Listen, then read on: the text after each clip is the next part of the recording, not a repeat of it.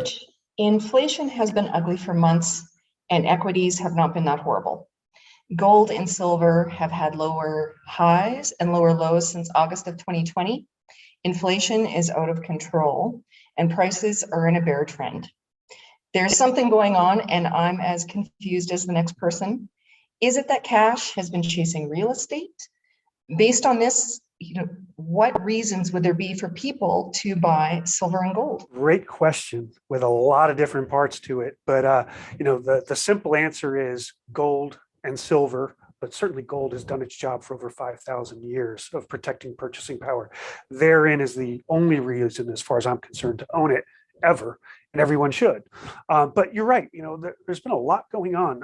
Inflation, it's rearing its ugly head here in 2022, but this started a year and a half ago. And in my opinion, it was the Fed and other central banks around the world and governments that created it. They basically disincentivized workers, had them stay home and collect stimulus checks. They shut down economies, so they had to back up of supply chains and supplies. And then they flooded the markets with an astronomical amount of fiat currency like we've never seen before. So for them, for the US Fed to say that first off, they created it, but then to say that they denied it, they downplayed it, then they finally admitted that they were fooled by it, but they're capable of handling inflation, gives me like zero credibility in the Fed and other central banks around the world. And anything that's measured with fiat currency is going to go up in asset value, or right now, as the Fed is bringing back the punch, they're taking the punch away from the party. They're raising interest rates and they're decreasing their balance sheets, pulling money out of the economy, tightening measures. The assets that they inflated are now deflating, all of them. So far this year, the Dow's down 16%, S&P's down 21%, the NASDAQ's down 29%.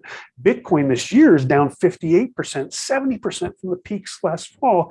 And gold, the thing that everybody says is not doing its job, is down 3.25%. All right, compared to Bitcoin, it's up 73 from the highs. If compared to the NASDAQ, it's up 32%.